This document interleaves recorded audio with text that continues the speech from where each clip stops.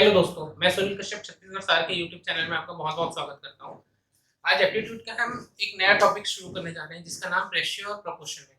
ठीक है, हिंदी में इसे समानुपात, अनुपात एवं समानुपात के नाम से जानते हैं। ठीक है, शुरू करते हैं। आइए देखते हैं इसके बारे में।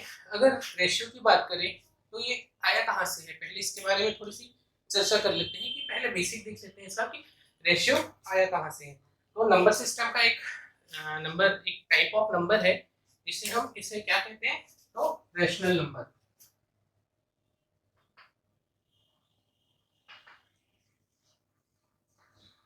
रेशनल नंबर इसे ही हम हिंदी में क्या लिखते हैं, तो परिमेय संख्या। ठीक, तो अब रेशनल नंबर या परिमेय संख्या कहते किसे हैं, तो those number which can represent as p by q where q is not equal to 0, अर्थात वे संख्याएं जिन्हें p और p by q के रूप में, p बटे q के रूप में व्यक्त कर सकते हैं जहां q की वैल्यू 0 नहीं हो सकती, परिमेय संख्या या रेशनल नंबर कहलाते हैं। ठीक है, तो अगर रेशनल नंबर की बात करें तो कैसे लिखते हैं इसे, p by q के रूप में जहां q की वैल्यू 0 नहीं हो सकती। ठीक है, तो rational number p by q जहां 0 नहीं हो सकता, यही से आया है क्या, रेशियो। ठीक है, तो सपोज ये p by q है ना, यहाँ पे मैं नंबर लिख लेता हूँ 1/2। ये क्या है, रेशियो है किनका किनका, सपोज ये a by b की वैल्यू है क्या, 1/2। ठीक है, तो ये जो दो है, ये रिप्रेजेंट कर रहा है कुल हिस्से को, है ना, टोटल पार्ट को, और ये जो एक है वो उनमें से एक भाग।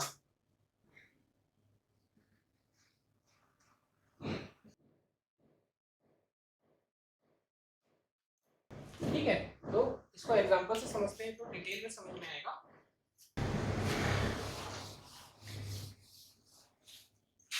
सपोज एक जमीन का टुकड़ा है, ठीक है, और इसके दो हिस्सेदार हैं, मतलब सपोज दो भाई हैं, है ना, तो एक के दोनों भाई हैं तो क्या मिलेगा, बराबर बराबर हिस्सा मिलेगा। तो इसको क्या किए हैं, दो भाग में तोड़ दिए या दो भाग में बांट दिए। तो एक हिस्सा जो होगा वो मान लो ए का हिस्सा है, ठीक है, और ये किसका हिस्सा है, बी का हिस्सा है। ठीक है, तो आधा हिस्सा किसके हिस्से में आया, तो ए का आधा हिस्सा और बी का आधा हिस्सा, है ना।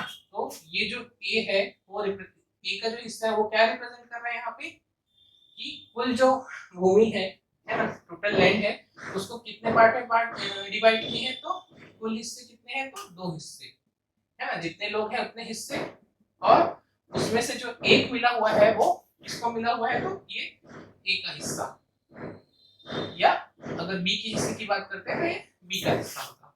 ठीक है, तो दो पार्ट में से एक हिस्सा ए का, दो पार्ट में से एक हिस्सा बी का। ठीक है, तो मेरे ख्याल से रेशियो समझ में आ गया होगा। अगर रेशियो की डेफिनेशन में, एग्जैक्ट डेफिनेशन में जाओ तो होमोजीनियस क्वांटिटी है, उनके बीच रिलेशन, है ना, the relation between homogeneous quantity is called ratio, है ना। दो समान क्वांटिटी के बीच जो संबंध होता है उसे हम क्या कहते हैं, अनुपात कहते हैं। ठीक है, तो इसको और डिटेल में समझते हैं, एक एग्जांपल और ले लेते हैं। ठीक है, सपोज ये क्या है, पिज्जा है ना, सबके घर में आया होगा कभी ना कभी, तो सबने खाया होगा पिज्जा, है ना। तो बाय डिफॉल्ट इसमें कितने स्लाइस होते हैं, तो अगर आपके ऊपर रहता है वो, है ना, मैं यहाँ पे इसके 8 स्लाइस कर रहा हूँ।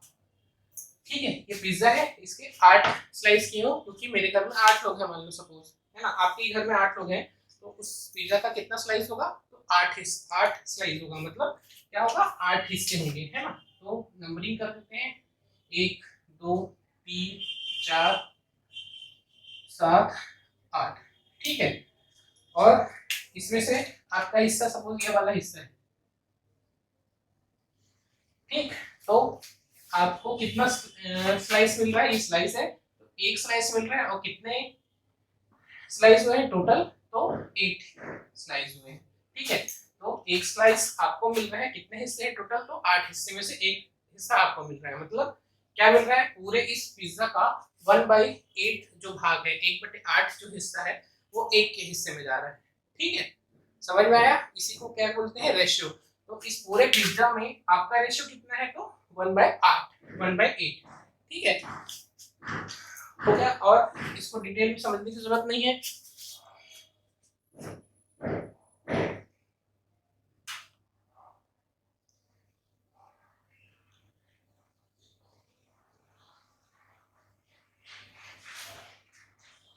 ठीक,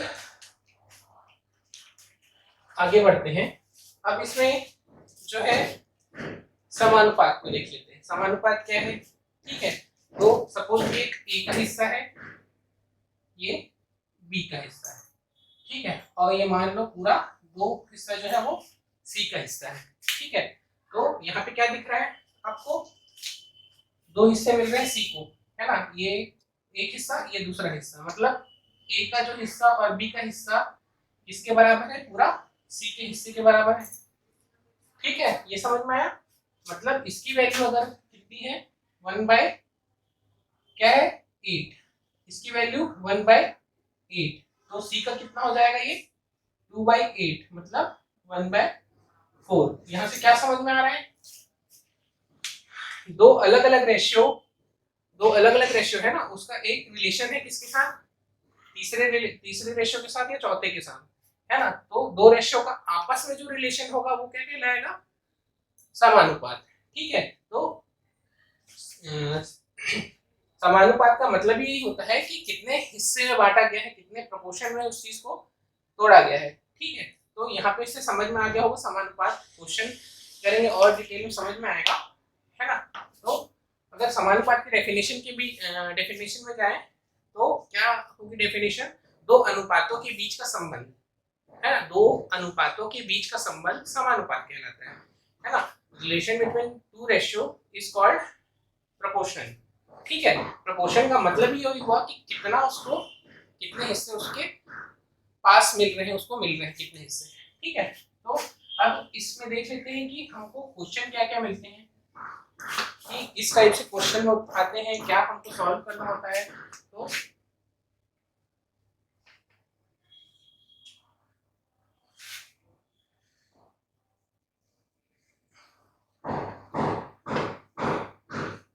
एक क्वेश्चन होता है मर्ज करना, है ना, जितने भी अनुपात दिए होंगे उसको क्या करना होगा, वो मर्ज करना होगा। Suppose A race to B की वैल्यू दी हुई कुछ, बी रेस टू सी की वैल्यू दी हुई कुछ, है ना। तो एट द एंड इसको निकालना होता है क्या, A race to B ratio to C कितना आ रहा है। ठीक है, इसे ही क्या कहेंगे, मर्ज करना। ठीक है, और दूसरे टाइप में क्या आता है, इसके भी दो पार्ट हैं। पहला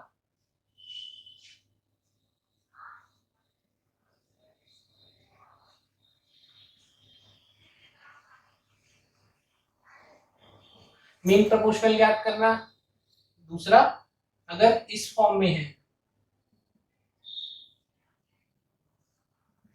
ठीक है, ए रेस टू बी, ये proportional, C ratio to D, A अनुपात बी समानुपात सी अनुपात डी। ठीक है, तो इसमें से अगर ए की बात करें तो ए क्या है, ये है फर्स्ट प्रोपोर्शनल, ये क्या है, सेकंड प्रोपोर्शनल, ये थर्ड प्रोपोर्शनल, और ये फोर्थ प्रोपोर्शनल। ठीक है, हिंदी में बात करें तो ये प्रथम अनुपाती, ये द्वितीय अनुपाती, ये तृतीय, और ये चतुर्थ या चौथा अनुपाती। ठीक है, तो क्वेश्चन क्या रहेगा, एक तो मध्य अनुपाती याद करो, या मध्य अनुपाती से रिलेटेड क्वेश्चन होगा, या क्या होगा, फर्स्ट प्रोपोर्शनल क्या फाइंड करना है, सेकंड थर्ड फोर्थ, है ना, ए बी या सी या डी की वैल्यू फाइंड आउट करना रहेगा। ठीक है, तो मध्य अनुपाती के भी एग्जांपल से समझेंगे, है ना, कि क्या होता है, कैसे होता है। तो आगे बढ़ते हैं, पहले देख लेते हैं क्या रेशियो को क्या करना, मर्ज करना। ठीक है, तो पहले देख लेते हैं मर्ज करना।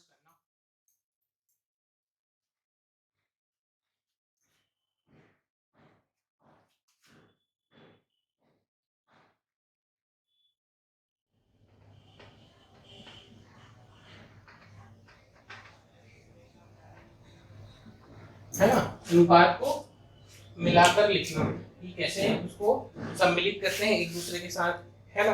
तो यहाँ पे दो मेथड बताऊंगा, है ना।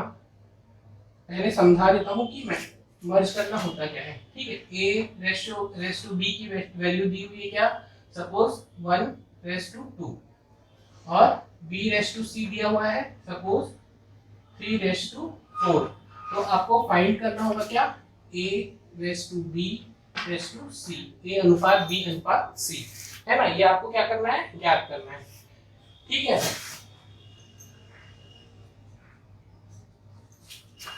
तो पहले मेथड पे आते हैं, कैसे मर्ज करेंगे। ठीक, तो पहली बात रेशियो को अगर मर्ज करना है तो एक कॉमन पॉइंट कॉमन होना जरूरी है ना। यहाँ ए रेस टू बी और बी रेस टू सी, यहाँ पे बी दिख रहा है आपको, कॉमन दिख रहा है, तभी आप उसको मर्ज कर पाओगे। सपोज इस टाइप का दिया होता है ए रेस टू बी, है ना, और सी रेस टू डी, और आपसे पूछेगा A race to B ratio to C ratio to D क्या होगा, तो आप इसको फाइंड आउट नहीं कर सकते, है ना, ज्ञात नहीं किया जा सकता जब तक यहाँ पे सी कुछ ऐसा ना दिया हो, है ना। इन दोनों के बीच बी कॉमन, इन दोनों के बीच सी कॉमन, वैसे यहाँ पे इन दोनों के बीच बी कॉमन है ना। तो इसको ऐसे ही मर्ज करना होगा। तो कैसे मर्ज करेंगे देख लेते हैं। पहला मेथड, सबसे इजी मेथड पहले ही बता रहा हूँ, है ना, इसी को आप ध्यान में रखेंगे। ठीक है, तो ए और बी, है ना, ए बी और बी और सी, तो कॉमन क्या है, तो उसको लिखेंगे आप बी को बीच में। ठीक है, बी को बीच में लिखे, उसके बाद ए और बी की वैल्यू दी हुई है, ये 1:2 दिया हुआ है, और बी और सी की वैल्यू दी हुई है, तो इसको बी की वैल्यू नीचे लिखेंगे, बी के नीचे, और ये 4। ठीक है, अब यहाँ पे क्या दिख रहा है, सी के नीचे कुछ नहीं है, तो सी के नीचे क्या लिखेंगे, इस 2 को यहाँ ले जाएंगे।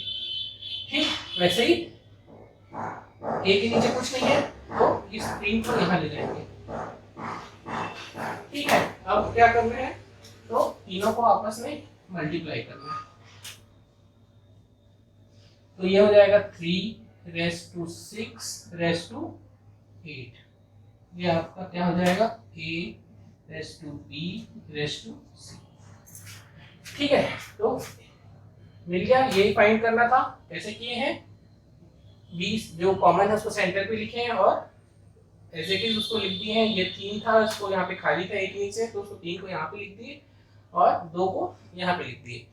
ठीक है, तो एक तरीका ये हो गया। ठीक, दूसरा तरीका देखते हैं।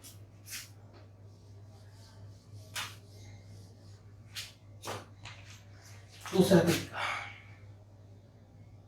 a:b, है ना, इसको क्या लिख सकते हैं, तो a/b लिख सकते हैं। ये क्या होगा, 1/2। ठीक, उसके बाद b:c, इसको क्या लिख सकते हैं, b:c इज इक्वल टू क्या होगा, 3/4। ठीक, क्लियर है। अब क्या करना है, डिनोमिनेटर में ले लेते हैं किसको, b को।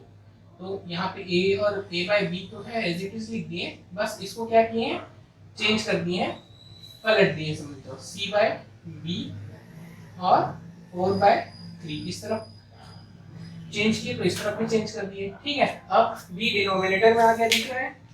ठीक, अब b की वैल्यू को क्या करेंगे, बराबर करेंगे। तो b की वैल्यू को बराबर करने के लिए क्या करना होगा हमको,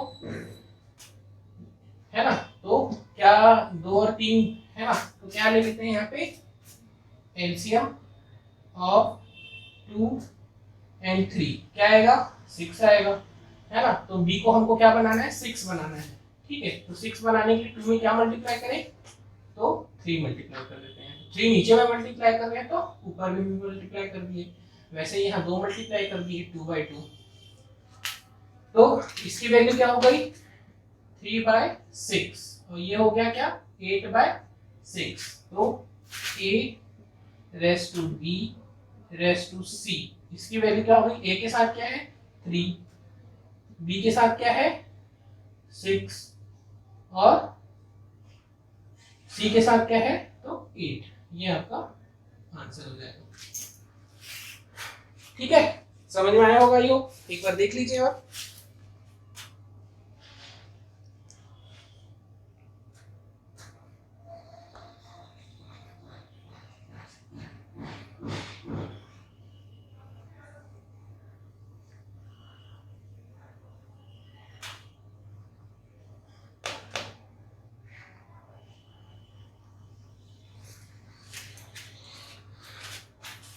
ठीक है, ये समझ में आ गया। अब आगे बढ़े।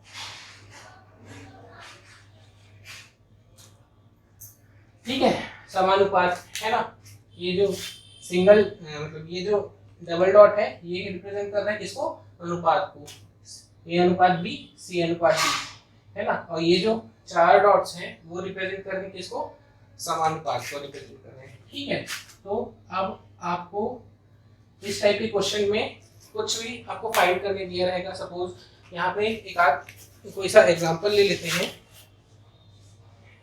1 2 और 6।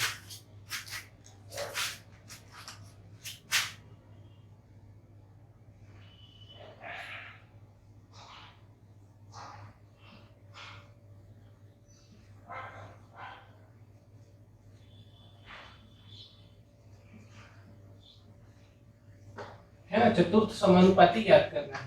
तो हमको पता है इसको लिखते कैसे हैं, तो ये हो जाएगा a/b is equal to c/d है ना। अब यहाँ पे क्या फाइंड आउट करना है आपको, फोर्थ प्रोपोर्शनल है ना। तो फोर्थ प्रोपोर्शनल को छोड़ दो, 1 2 6 मतलब ये a की वैल्यू क्या हो गई, a की वैल्यू क्या हो गई 1, ठीक, b की वैल्यू क्या हो गई 2, फिर समानुपात का साइन, उसके बाद थर्ड वाला क्या है बोल रहा है तो 6, और यहाँ पे आपको क्या करना है डिफाइन करना है। ठीक है, तो इसकी वैल्यू हो जाएगी 1/2 इज इक्वल टू 6/d यहाँ से। ठीक, अब d की वैल्यू क्या हो जाएगी, क्रॉस मल्टीप्लाई करते हैं तो d की वैल्यू हो जाएगी d मल्टीप्लाई बाय 1 और 2 मल्टीप्लाई बाय 6, मतलब d की वैल्यू यहाँ से आ गई क्या 12 या 12। ठीक है, तो 1 2 6 का अगर फोर्थ प्रोपोर्शनल बोलेंगे तो क्या आ जाएगा 12। ठीक है, 1 2 6 का चतुर्थ अनुपाती अगर निकालना है आपको तो क्या हो जाता है, ये सॉल्व करेंगे तो इसकी वैल्यू 12 आ जाएगी। ठीक है, अब यहाँ पे क्वेश्चन को चेंज कर देते हैं, 1 2 6 का थर्ड या द्वितीय अनुपाती निकालते हैं। ठीक है, तो वो कैसे निकालेंगे, तो a की वैल्यू क्या हो गई फिर से 1 1/2, उसके बाद थर्ड वाला निकालना है हमको है ना, तो c वैसी के वैसे छोड़ दिए, फोर्थ वाला क्या है तो 6, तो ये 1/2 और c/6, ये 6 इधर चला जाएगा तो c की वैल्यू क्या हो जाएगी 6/2 मतलब 3, तो c की वैल्यू आ जाएगी 3। ठीक है, तो 1 2 और 6 सेम क्वेश्चन है, देख लो बस इसका ही फर्क है, फोर्थ प्रोपोर्शनल आया था इसका क्या 12, थर्ड आ गया क्या 3, वैसी सेकंड पूछ सकता है वैसी फर्स्ट पूछ सकता है। ठीक है, तो मेरे ख्याल से आपको समझ में आ गया होगा है ना। इसके बाद आगे बढ़ते हैं कि अब आ जाते हैं किसके ऊपर, मध्यानुपाती के ऊपर। ठीक है,